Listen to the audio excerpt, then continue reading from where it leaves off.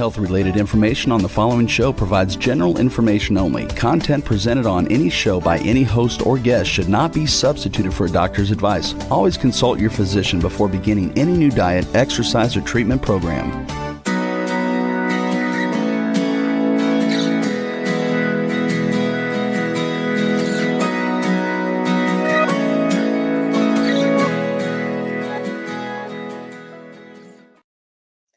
Welcome to the Accelerated Health TV and Radio Show. I'm your host, Sara Banta. I'm a wife, a busy mama of 3, and the founder of the cutting edge and award-winning supplement brand, Accelerated Health Products. This podcast is more than just a source of information. It's a community for you and those looking to optimize their health.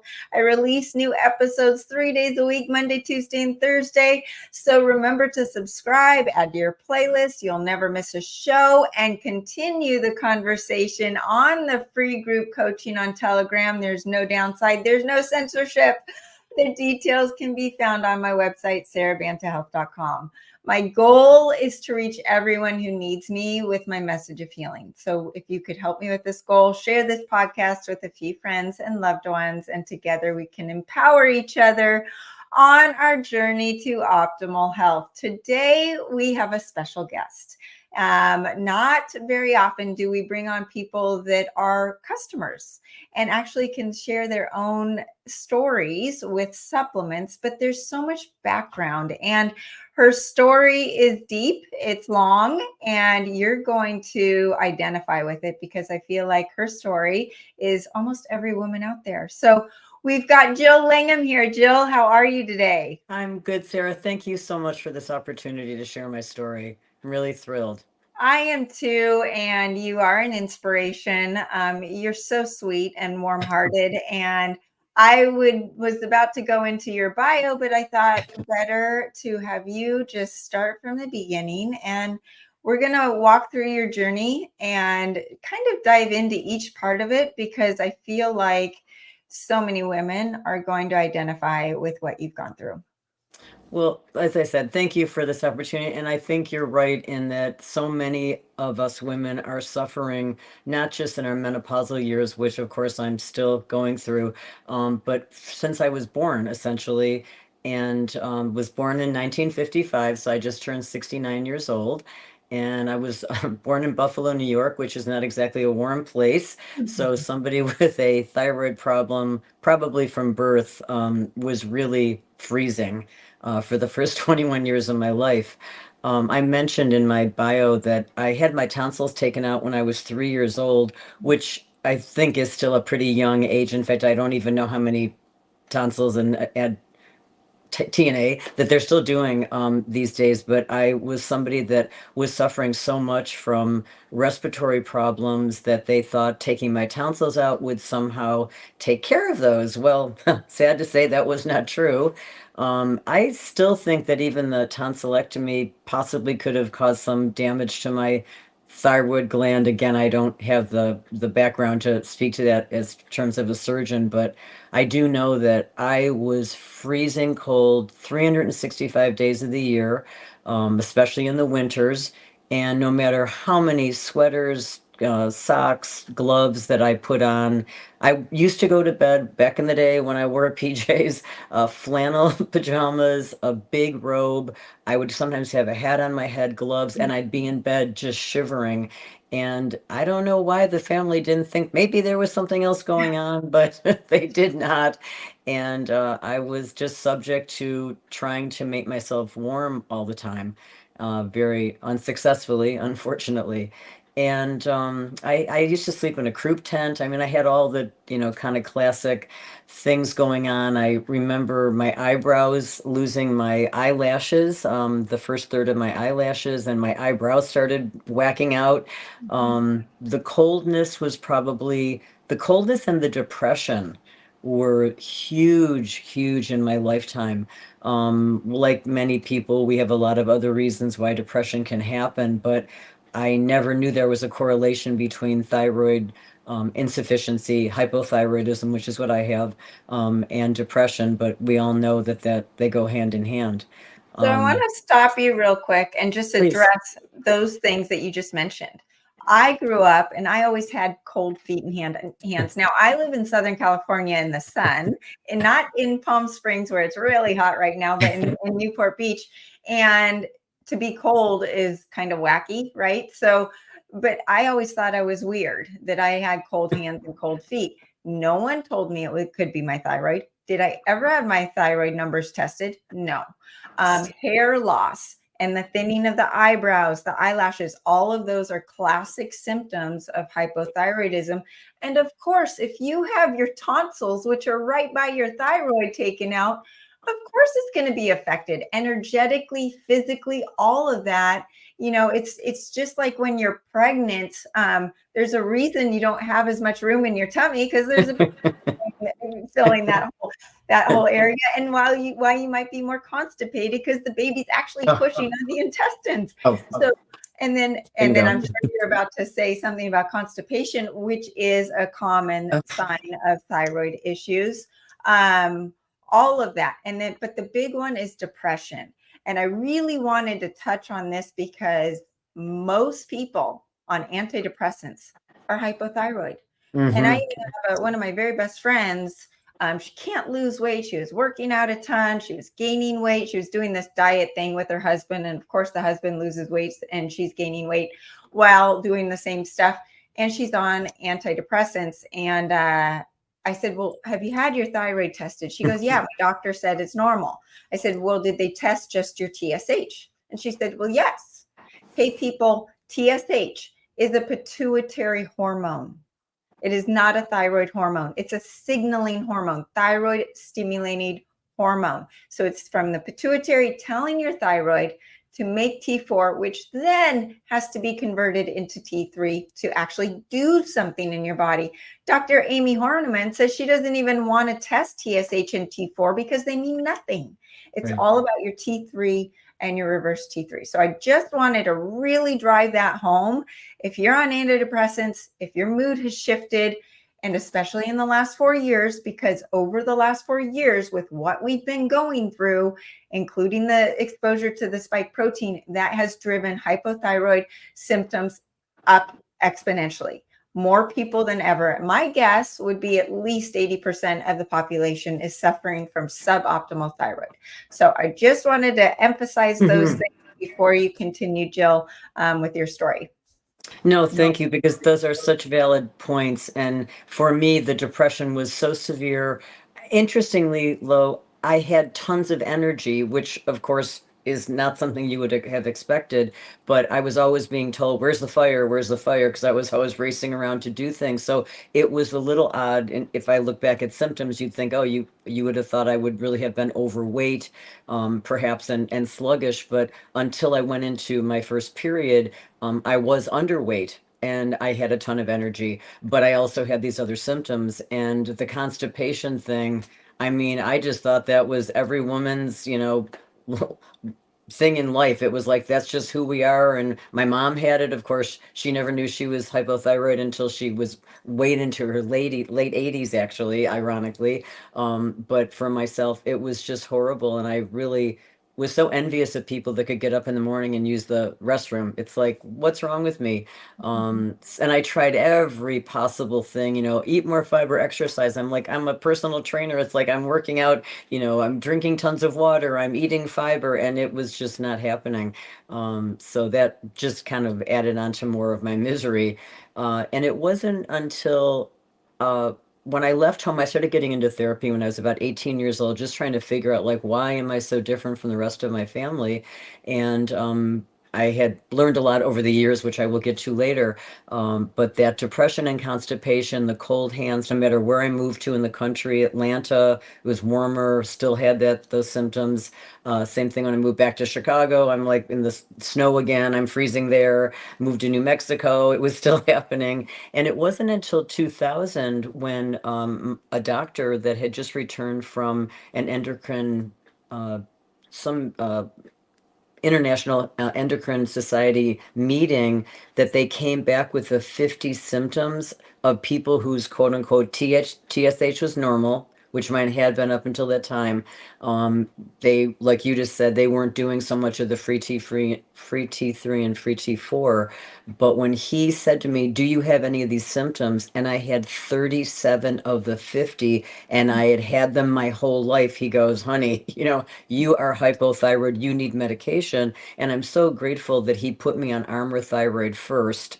And I do have a story about that whole thing as well. But he said, he goes, "You're not breaking down your T4 to T3, and you're really suffering." I Oh, just lost you on the screen, so I hope you're coming back. I'm coming back. I'm Oh, here. I don't know what happened to my camera. okay. Just keep talking. Okay. So, anyway, I was so grateful to him for putting me on the Armour Thyroid, and he did put me on 120 micrograms to get me started, and we kept testing my thyroid, my enzymes, etc. And I weaned myself down to 75. Again, not to give anybody else advice about their medications, but I kind of felt like I was getting too much. And now I'm constantly on 90 micrograms a day and have been, well, it's 24 years now. So I'm quite grateful for him to put me on that way back when. Uh, but where you and I kind of come into play is that I had seen a video that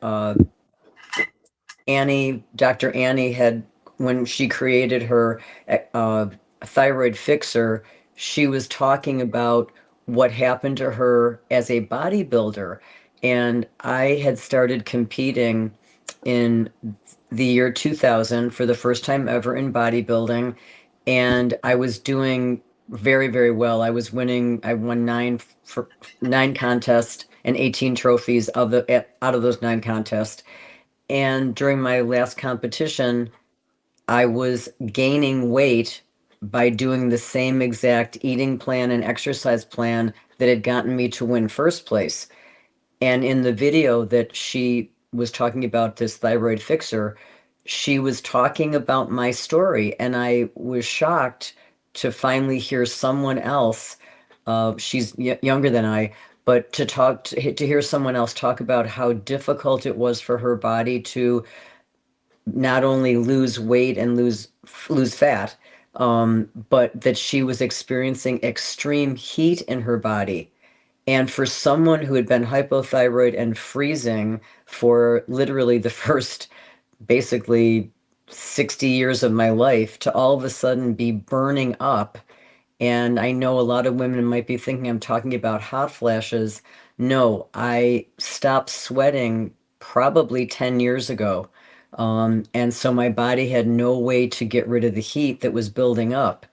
And she was talking about this issue, and my ears just popped open. And I said, "I'm going to order this product because I have nothing to lose at this point." My doctor had said to me that oftentimes people with thyroid do have this issue where they're not able to sweat, and that was me.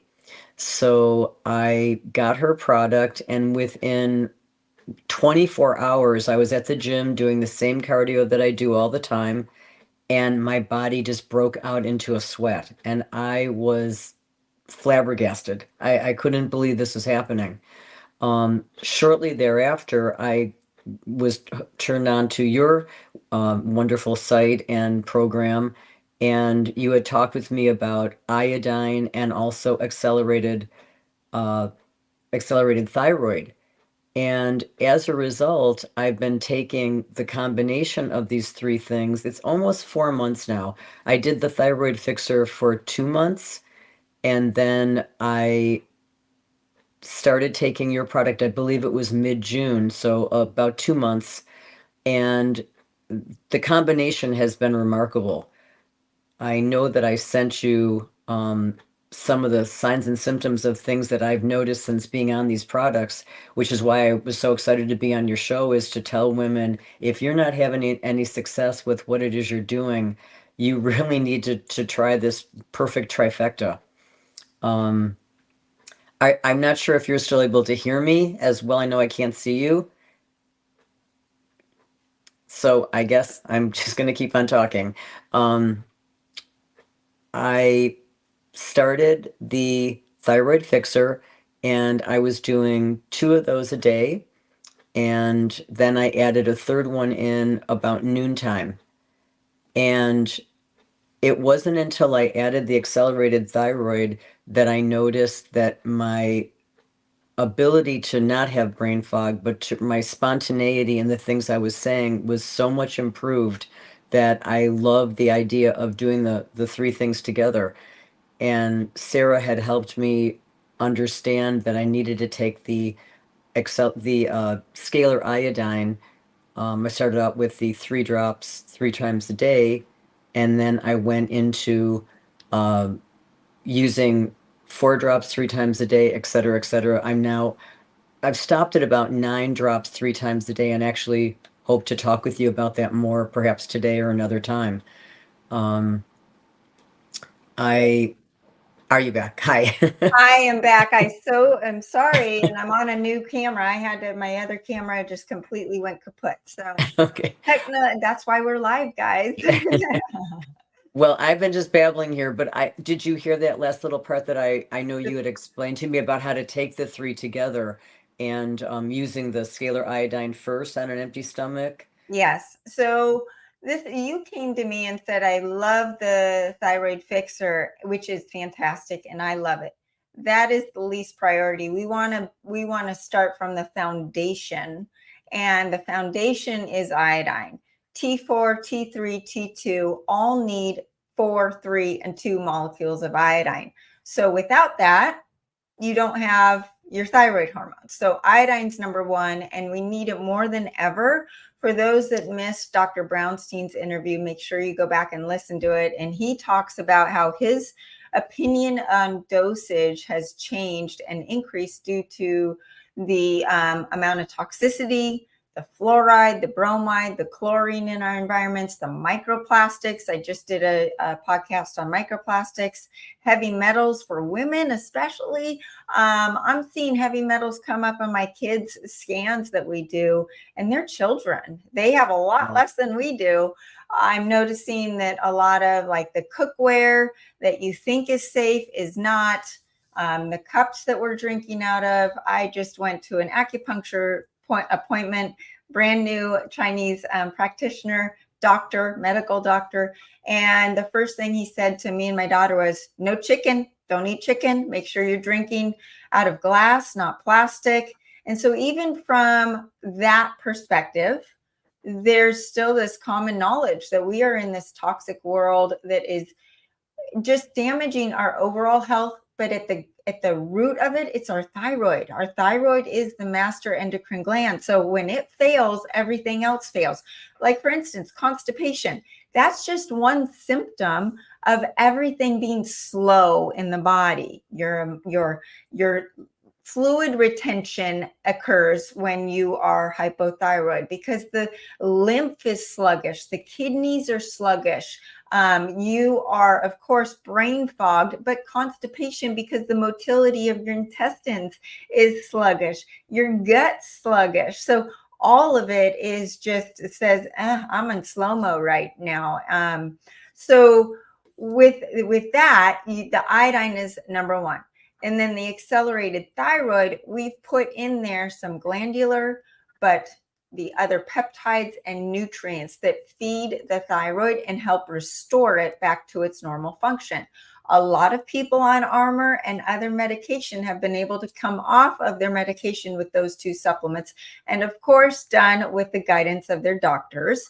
I am not your doctor. And then the thyroid fixer is that cherry on top of the sundae. It just increases the fat burning and the metabolism with the extra T2 on top of the accelerated iodine and the accelerated thyroid. So hopefully that makes sense how the 3 of those work.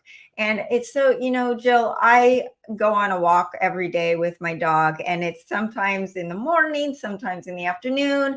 I'm not real specific with the time I go. Every time I go, I see this overweight man walking back and forth, back and forth. So if he's walking every single time I'm walking and I'm not walking at the same time, he's walking a lot. I just want to stop him and say, you are working way too hard for what your body's giving back. Let's get to the root problem so your body can work for you. Because he's obviously exercising and moving his body, but his metabolism is not working. There's this chasm between the energy input or the food input and then getting that energy out. So if you're eating and you're like, I still don't feel good, I still don't have energy, that's a sign that your body, there's a missing link, and it's not your fault, right? And you had some just awakening with starting these supplements, which makes me so happy and just makes my heart sing, because that's why I'm doing what I'm doing. Well, again, I cannot thank you enough, because I had really not lost hope. I mean, I was on a program, as I mentioned, on the medication for 24 years now. And at the same time, I was watching, I know we spoke of this. I use my Apple Watch, like many people have some kind of fitness watch, but I have an Apple. And I was noticing that my output, they would tell you active calories and total calories, and there was this big discrepancy between the two. And I'm like, wait, so what they're saying is I have the opportunity to use, let's say, 300 calories that I'm doing this exercise, and I'm only using 210.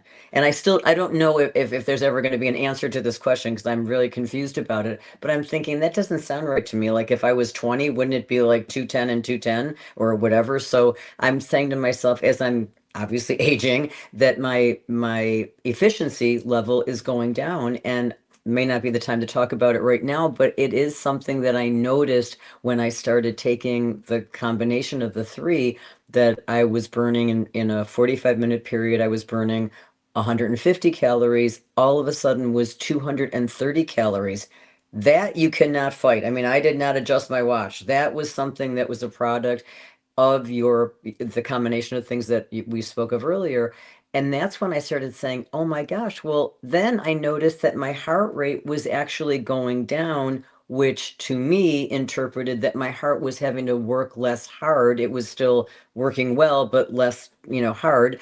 And that also made me feel really good. Like, okay, like how many beats a minute do you get in a lifetime anyway? And I don't want to waste anyone's that I have to. I want to be around for a long time. So that was the other piece of information that was so fascinating to me. And then the same thing with the workout that I would do afterwards. I was burning more calories, but being more efficient in doing it. So that to me, just right there, is like everyone needs just to go try these products just for that. It's like let's get more efficiency. So I'm hoping that they're listening carefully to all this. But it's even my depression, which was so cyclic, it was just happening, like I said, from the time I was probably about 12, around the time that I started my period. So we know that hormones, all this stuff goes hand in hand. And I was one of these people that when I went into menopause, I went to the doctor and I just said, I don't know what's happening. I'm, as I mentioned, gaining weight from doing the same things that was making me win competitions. She took my blood and she said, you have zero estradiol. She said, you have a tiny bit of progesterone and no testosterone. She said, your body thinks it's pregnant. And she said, that's why your breast, your waist, and your hips have turned into this, apple shape, which none of us want. And as she said to me, this is not your fault. She said, you are lacking in your hormones. She knew that I was on the armor at the time. And initially, it took about 6 months for me to get my body kind of corrected, but the depression was still there.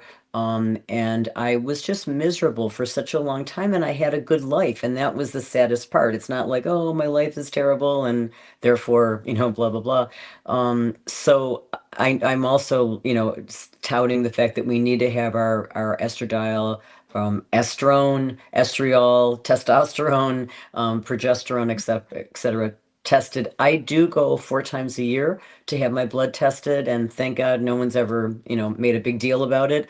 But I've got 24 years worth of results, so I can also really give a very complete picture. I don't think a lot of people have that opportunity. I'm going tomorrow. I was hoping to have my blood drawn before we had this conversation so I could actually share with you what blood test results were different since I've been on your program.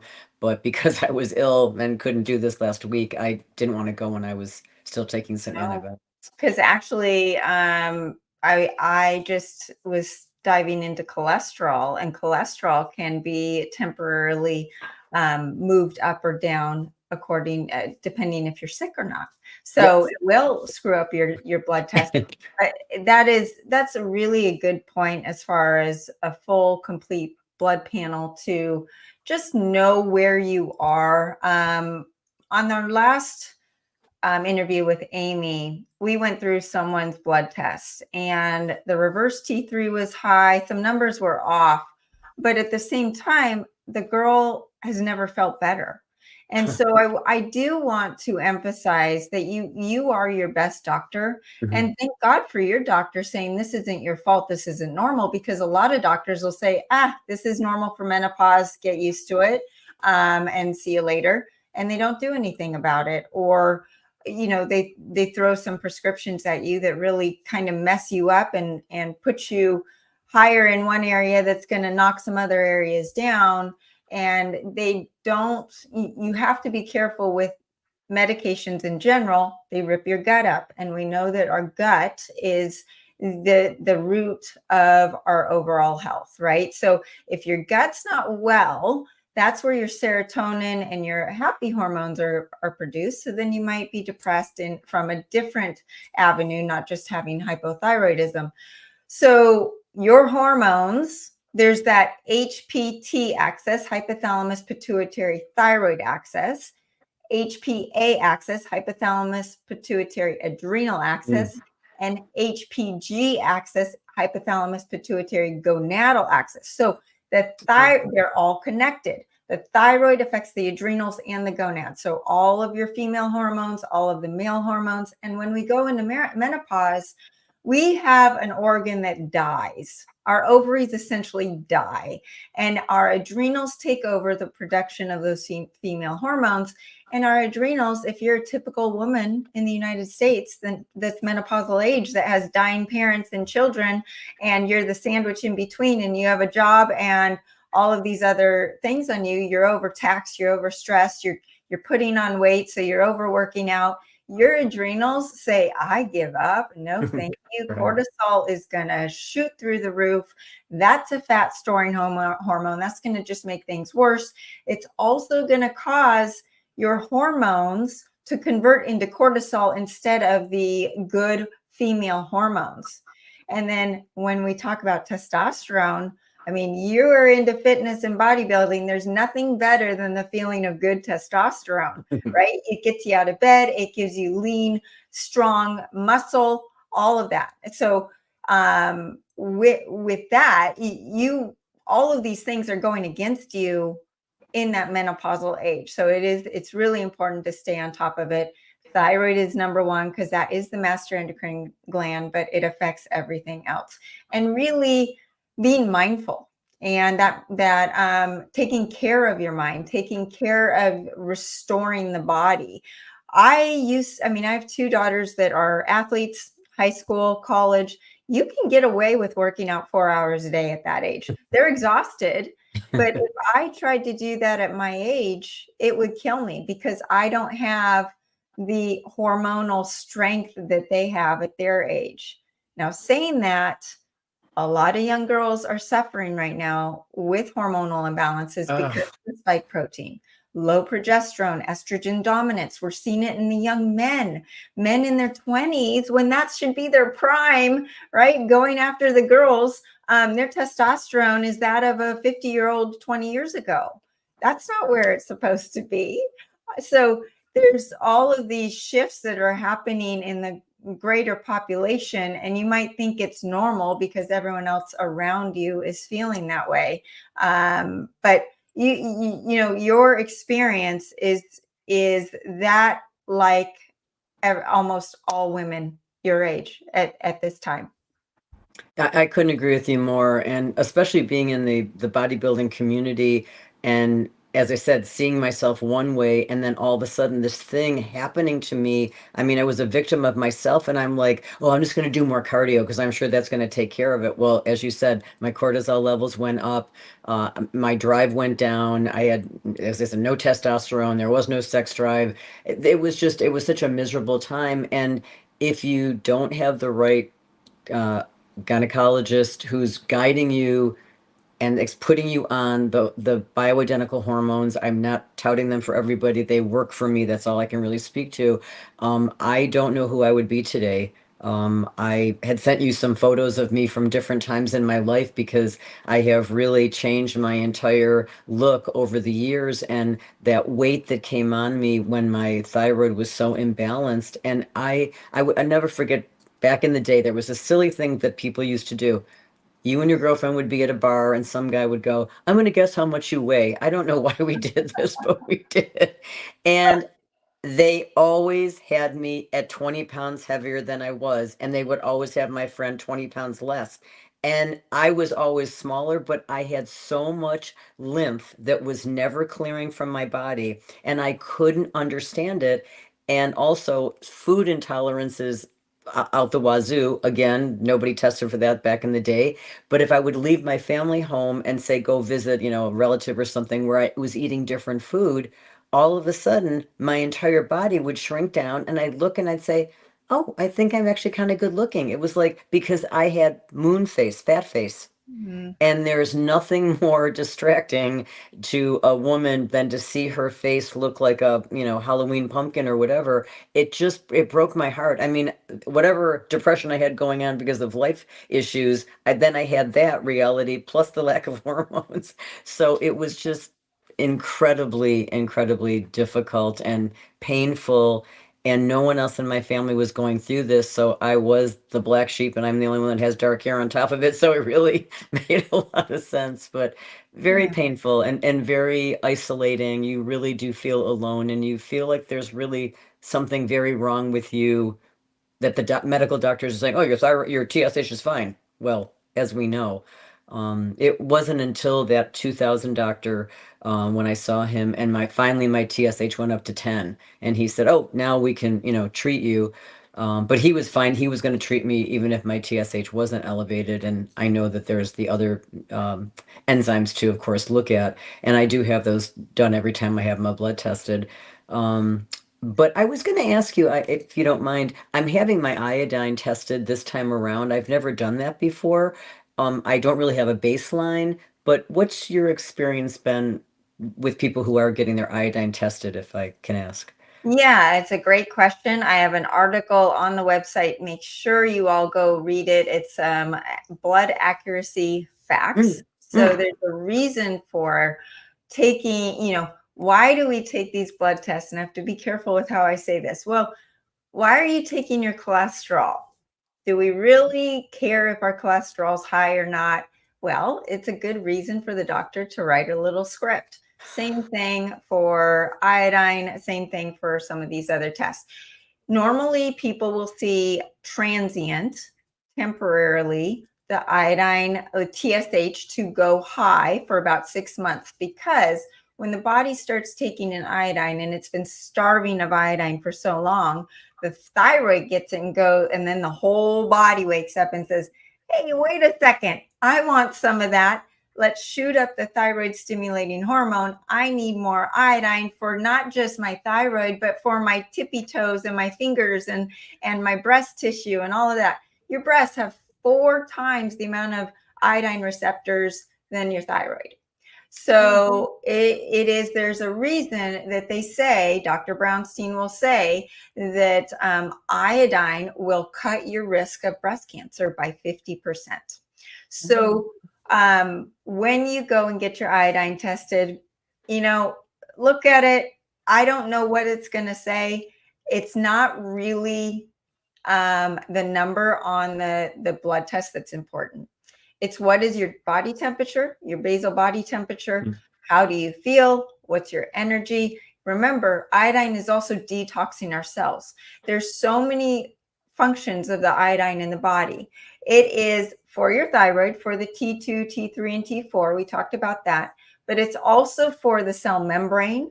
The cell membrane, which is the brain of the cell, has an iodolipid value, iodine and fat value. So it's made up of saturated fats and unsaturated fats. But without iodine, it can't have that strength to let the nutrients into the cells and the toxins out. We have so many toxins that this is more important than ever. Now, another interesting fact, if you are iodine deficient, but your T4 is in normal range, that could be bromide taking the place of iodine. It could be tyrosine and 4 molecules of bromide, which is one of the 12 deadliest toxins in the world. So we also need iodine to increase that ATP in the mitochondria inside the cell, right? That jumps up to 36 from 2. That's a huge jump. And then we need iodine outside the cell to cleanse the blood, to clean out the bad estrogens. We talked about the need of estradiol, but estrone is the bad estrogen. When we talk about estrogen dominance, I had Dr. Felice Gersh on. She's magnificent when it comes to female hormones. And I said, it shouldn't be called estrogen dominance. It should be called estrone dominance, because there's the good estrogen and the bad estrogen, right? Yes. We need the right amount of the good estrogen. It's that Goldilocks. But the iodine helps regulate estrogen and progesterone. It cleanses the blood so the liver can do its job. And I know I want to talk about salt and your experience with salt, because if you're on a deserted island, you need 3 things. You need water, iodine, and salt. And we're talking about a complete unrefined salt, like accelerated ancient salt, not like the salts in the fast food and the processed foods that we're getting that is stripped of all of the other minerals. Because that salt, you need that sodium for the sodium iodide transporter, and you need the sodium and for the sodium potassium pump inside and outside the cells. So a little short story, my son, if anyone knows my story, at 9 years old, he was diagnosed with leukemia through the natural supplements. And at the time we were using accelerated silver and cleaned up his diet a little bit, but I actually didn't really know much about diet back then. Within a year, his leukemia was gone. Okay, fast forward to 15, he's on the rowing team, he's going to nationals, he's working out 4 hours a day. His heart was stopping. He was pounding on his heart to get it going again. And we realized that it was the lack of electrolytes. And his heart, like all of our hearts, is an electrical machine, right? We need that sodium and potassium, and we need the chloride, the magnesium, the calcium, all of these minerals and electrolytes to make every cell and every organ work properly. But also salt helps with detoxing. It helps plumping up the blood to get all the toxins out that you're releasing from the acceleradine iodine. There's so many functions. But one thing that you talked about were your migraines. The number one cause of migraines is a lack of salt. So why don't you talk a little bit about the migraines that you were experiencing? Well, to your point, I was a saltaholic. I don't even know if that's a word, but I coined it for myself. Since the time I was a small child, I had a salt shaker next to my plate, and everybody in my family used to talk about, oh, there's Jill and her salt. I could not get enough salt because back in the day it was Morton salt, and it was with iodine added after World War II. So I needed the iodine, as we've been talking all this time, and the only way my body knew to get it for sure was I was having sea vegetables, was to have it in the form of Morton salt. So I was salting pasta, pizza, melon, you name it, and it was before I even sat down. Couple of bites, just kept going. So my family was a big joke. Of course, the water retention that went along with it, also with the decreased lymph drainage. Like I said, I was just like this Michelin girl, looking ridiculous. And when I went to nursing school in my first year, they were like, oh my God, salt is the worst thing. You've got to get salt out. This is back in 1972, 73. Guess they've come a little way since then. Get the salt out of your diet. And I am one of these all or none people. You tell me to get it out, I mean, it's gone. So by taking it out, I don't know how much extra store I had in there, but within a couple of days, I developed the most severe headaches I have ever had in my life.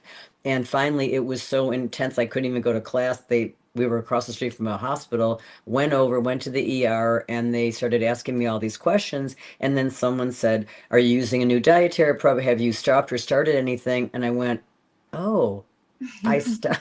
Oh, wait, light bulb. I am no longer eating salt. And they were going, because my blood pressure in those days was 110 over 90. And I was not an overweight. I maybe weighed 7 pounds more than I needed to. I look like I weighed 27 pounds more, but I was not overweight. So this is very untraditional for me to have this kind of blood pressure. And they're like, go across the street and start eating some salt, which miraculously the headaches were gone pretty much, right after that happened. You also brought something else up that I hadn't mentioned, which was my body temperature was always Mhm. 96.8, not 98.6. Mhm. Again, that was every time I went to the doctor, and no one ever said, gee, I think you might have a thyroid problem. So thank God for people like yourself and just the education that we now have to our access, that we're learning that these things, I mean, I was the classic case. Um, Well, Thank God. something Good. something that you bring up that I don't think most women or even men are aware of is their lymph. That people mistake that extra sluggishness, the extra fluff is fat. It's not. When I stopped eating sulfur vegetables, the lymph just went and the water retention just went away. It was like 3 pounds gone within 24 hours. That's not fat loss, guys. You can't No. lose fat that quickly. It doesn't work that way. But in your face, swollen, swollen around your eyes, your rings can't come off. I just did a liver flush 2 days ago, and literally it was amazing how much lymph just drained off of me. And your lymph is going to be slow and sluggish when, guess what? Your thyroid is sluggish, just like everything else. And it's also that energy, that chi. In Chinese medicine, they call it your chi, your life force, that chi or stagnation. That stagnation can be causing PMS to be worse, menopausal symptoms to be worse. And talking about the temperature, the average body temperature for Americans is not 98.6, Jill. It Yeah. is below 97 now because everyone is hypothyroid. And Wow. everyone just thinks it's normal. And they just go along with okay, what's normal for me, if it's high or low during my menstrual cycle, what have you, but they're not seeing it at 98.6. I would love for people to comment if you actually have a body temperature of 98.6. I bet there will be very few, if any, that actually respond. So it is very interesting. And the salt, your body's craving salt for a reason.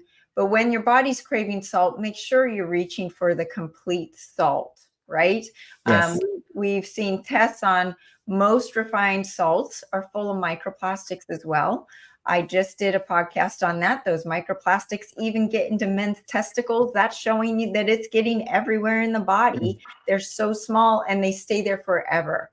We demonize sugar. We demonize salt. Sugar and salt are in and out of the body within 24 hours.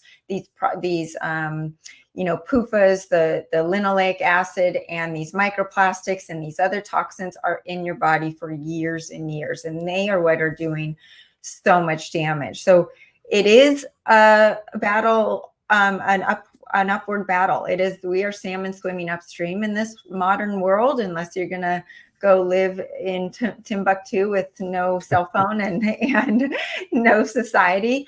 So if you choose to live in the real world, you're going to have to be proactive with supplementation, with the diet, with eating cleaner, and all of that. So Jill, we only have a few minutes left. I want you to tell us about the book that you wrote. Oh, thank you. Well, in 2017, I've been a storyteller my entire life, and I was working with a client who was actually an author, and I went home after talking with him, and I sat down and I realized I had three really life-changing events happen in the Januaries of my life. So not just one particular January. And it was January and it was the end of the month. And I said, oh my God, this is the first time I didn't have anniversary anxieties or depression or whatever. And I thought, wow, I wonder if maybe it's time for me to, write this. And I just sat down and I had 10,000 words. It just popped out of me. And so when I went in the next day, I said to my client, blah, blah, blah. And he said, would you like me to read it? And I was like, do you want to? It's like, really? And he said, sure. So I sent it to him. He called me like about 45 minutes later and he said, you really have something here. And I said, I do. And he said, I want you to get 11 pieces of paper. I'm like, okay. He goes, title them February, March, April, May to December. And he goes, I want you to write down every significant thing you can remember during those months of your life. And as strange as that sounds, because books are not written that way, they're usually, 1972, 1995. So I did a longitudinal study of my life, and I, in 6 weeks, wrote my book. I don't know if I can hold this up for you, but I wrote, wrote the copy of the book, How I Became the Dancing Queen of Palm Springs, semicolon, a memoir of body, mind, and spirit transformation. And it's really the semicolon and words after. I could not imagine that I would be this person to a community. I happen to be a straight woman, but I am well known in my community 20 years now. I'm more loved than I could ever imagine a person being able to be loved by a community. And the book was just my way to say, never give up hope, keep believing. There's someone in there that is dying to come out, and we have to be our own advocate. Everything that you're doing, we have to advocate for ourselves. We have to have as much information as we can possibly get from our blood test, psychological, whatever they are, to be a complete person. And I offered the book literally as a means of just saying so many gay men in particular have had very disturbing beginnings, and they oftentimes give up hope before they have a chance to blossom and bloom. And that was really the purpose of the book. I have the chills because Uh, it's so amazing. It really tells that your physical foundation is a big part of your mental and your spiritual health. And people always think, what's wrong with me? What's wrong with me? Well, maybe you just don't have enough cellular energy, or your thyroid's just not working to clear that brain fog, to get you out of bed, to go do something, to go work out, to get off the couch, to have close relationships, all of that. And you are your best doctor. Unfortunately, the way the medical system is designed, they don't have time to really take with you. You have to be your own advocate, like you're saying.